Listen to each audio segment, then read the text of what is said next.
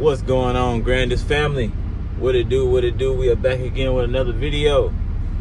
Man, y'all, part of my routine today. I'm just now leaving the gym.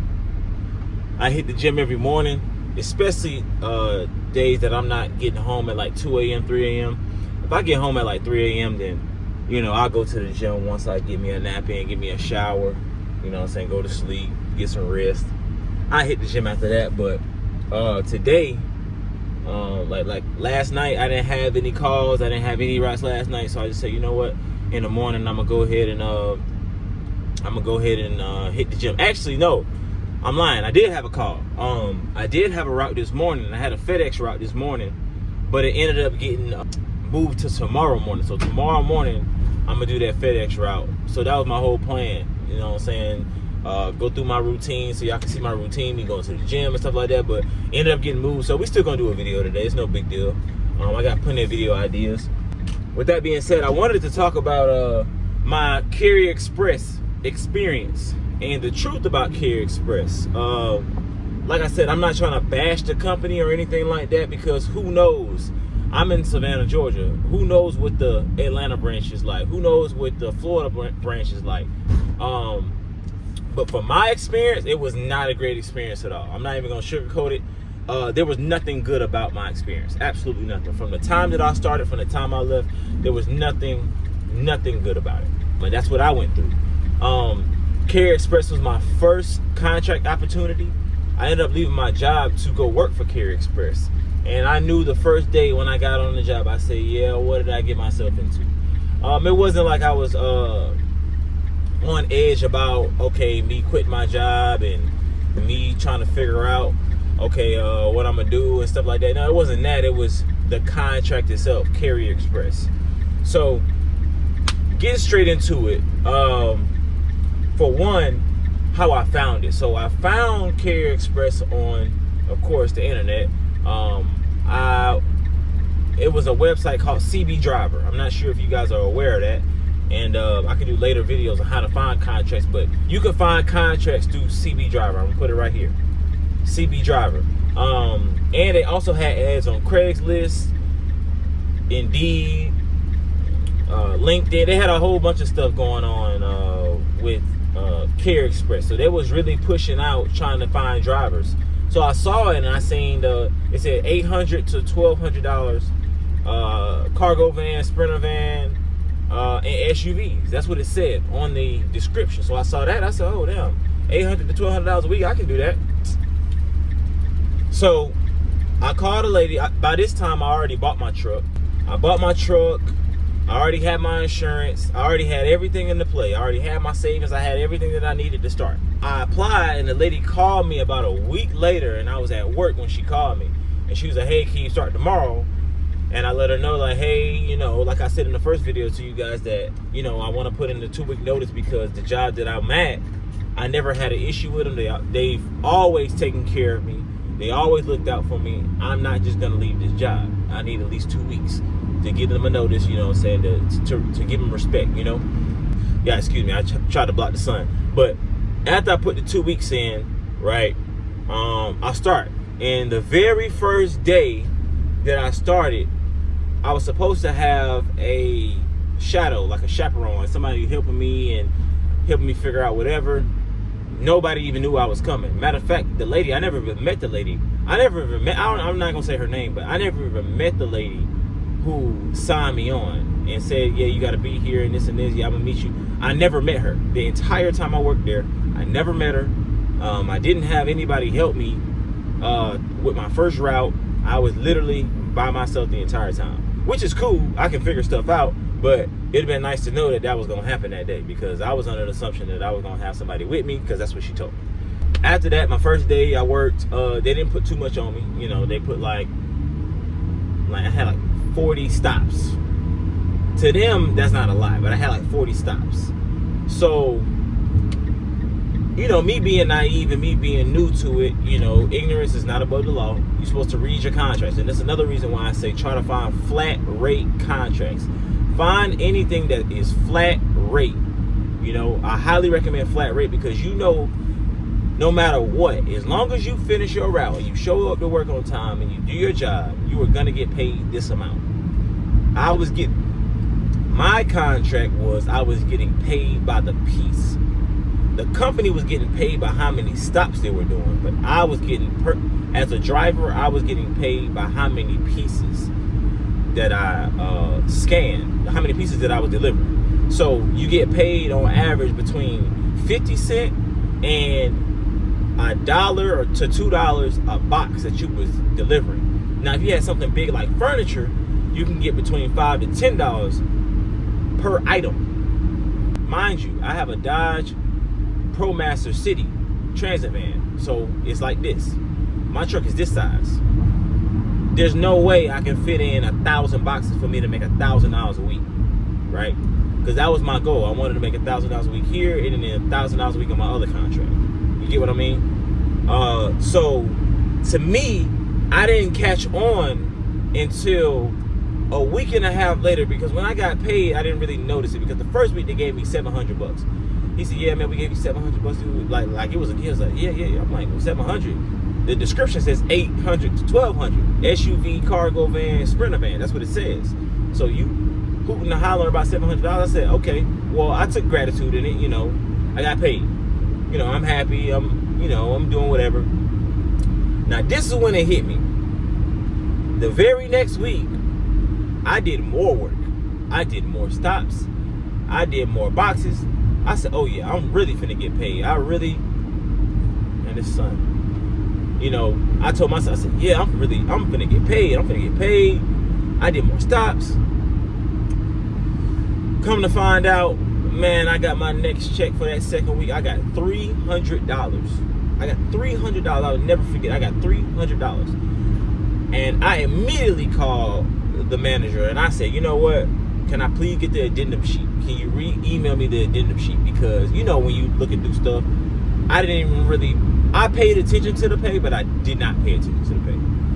So I looked at it, I read the addendums, and that's when I saw that you get paid per dollar, $1 per box.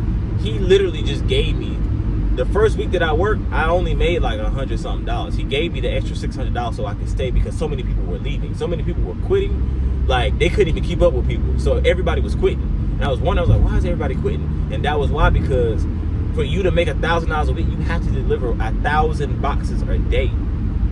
Which is cool if you have a 26-foot box truck. But if you got a 26-foot box truck, why deliver boxes when you can go get an appliance contract? You can go drive OTR over the road. Why deliver boxes? You know what I'm saying? So I didn't really appreciate the business model that they were doing. But anyway, long story short, I got $300 that week.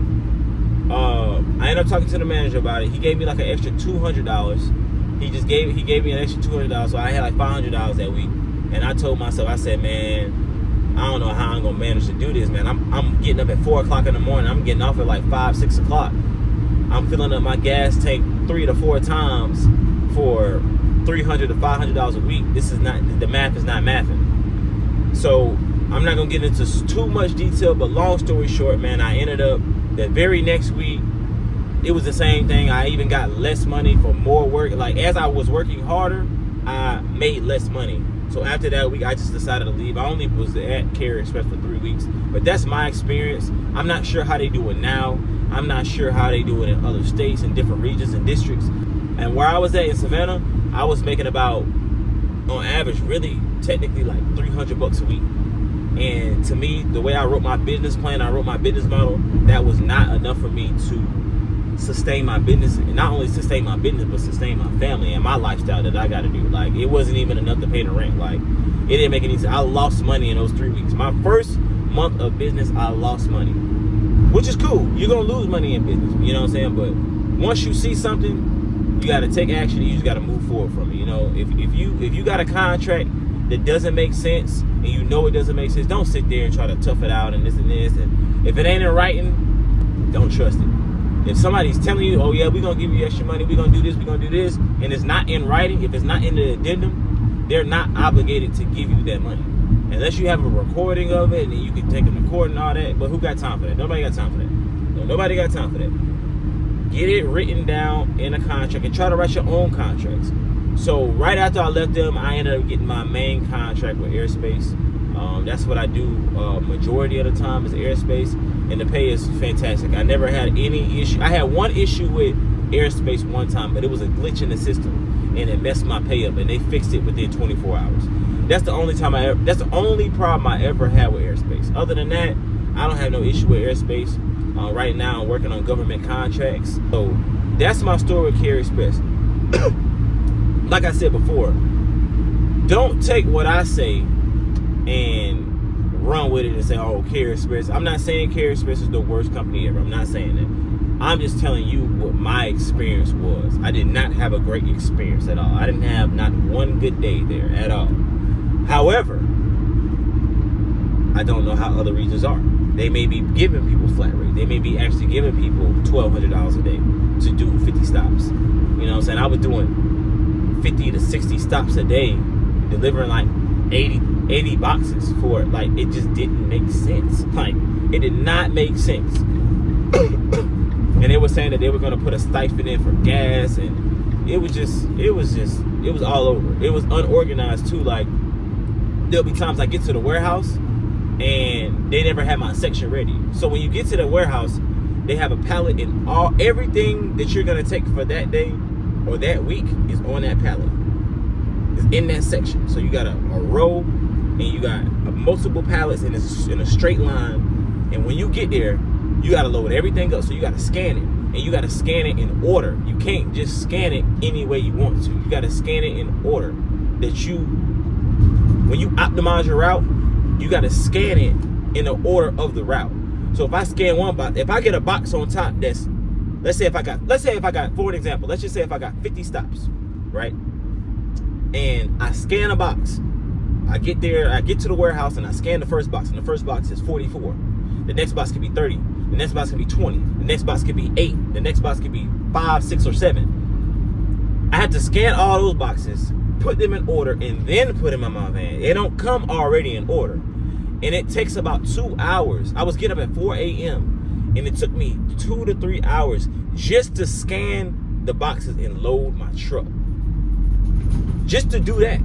Now, once everything was loaded and everything, then it became easy. I could just drive to where I needed to go and then drop it off. But man, that was the worst contract I have ever done. And I don't plan on doing that ever again. And like I said before, man, it was a learning experience. And I really, truly believe that everything happens for a reason. It was a reason why I went through that. I would rather go through that now than 5 years down the line or a year down the line, and I'm taking this opportunity and wasting my time. You know what I mean? So I kind of know what to look for. I got that experience now. I'm able to ask the correct question, So is it an all hands on contract? Because some contracts you got to touch everything. And I literally was touching everything. I didn't get any overnight pay. I didn't get, it was a mess. It was a huge mess. It was an unorganized mess. But in saying all that, that was my experience with Courier Express.